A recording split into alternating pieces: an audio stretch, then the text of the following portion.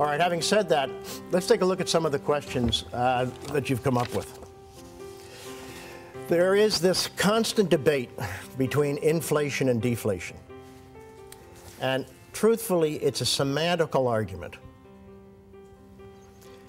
Inflation is the creation of liquidity.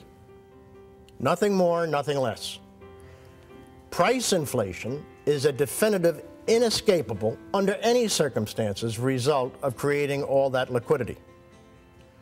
Deflation is failure of financial instruments. Well, look around you. The over-the-counter derivative is a financial instrument that totally imploded. Okay, that's deflation. But the huge money that's already gone in and will continue to go in, once you've opened that gate, you can't close it because of the psychological impact of closing it. Monty is suggesting we go to somewhere between 20 trillion. I had thought somewhere in the area of 17. Truth to be known is neither of us know. But our estimates are the low end of possibilities because of the enormous size of the over-the-counter derivative glut, even as now misreported by the Bank for International Settlements, having taken the view that a SIV can be valued in terms of value to maturity.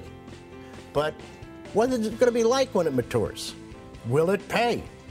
Value to maturity is just another fancy way of creating a valuation which is without a doubt wrong. Value is what you can sell something for now. This house is worth not a penny more than I can sell it for right now. That's valuation. And that's what we deserve in balance sheets, rather than lies and fabrications that make you feel comfortable because you have your money in a bank that in truth is a walking wounded bankrupt. The cause of hyperinflation is a currency event. The cause of that currency event is a loss of confidence in the currency itself. The most recent example of that is Mr. Mugabe and his impact on a country. I published for you last night a rather interesting video clip that suggested that what Robert Mugabe did in Zimbabwe is exactly what's happening in the United States right now. So if you feel that it can't happen here, there, or elsewhere, you just don't study history. You're also totally wrong. On the path we're set, the dollar will implode. Gold will go to $1,650 based on the developing inflationary trends within a rotten environment for business. When the dollar drops out of the equation, Alf will be correct. And Alf Fields is looking for gold between 3,000, 6,000, or for that matter, 10,000. And I'm not for 1 minute going to deny that that is possible, even though the means to bring it there are means that no sane person wants. I assure you, the people who deliver this problem to us don't have a whole lot of sanity, except where it reflects their own personal wealth. Inflation and deflation are two different things than what you're focusing on. Focus on what's real. Expansion of liquidity will create increasing prices to the degree the liquidity is expanded, multiplied, regardless of business conditions.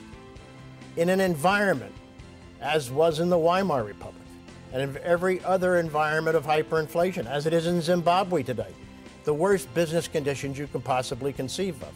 So get your head out of the ground and stop reading these fools who continue to pander on the wrong definition of what deflation is. Currency is not going to buy more of anything. If you're a deflationist, you believe currency will buy more of everything. Get your definitions correct.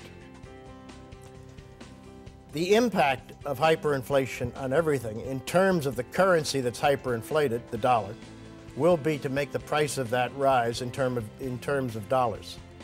Where base metals are concerned, because there is so much of it, industry offtake will create the real valuation, which will be not necessarily in dollars, but in the currency of the consuming country. When will gold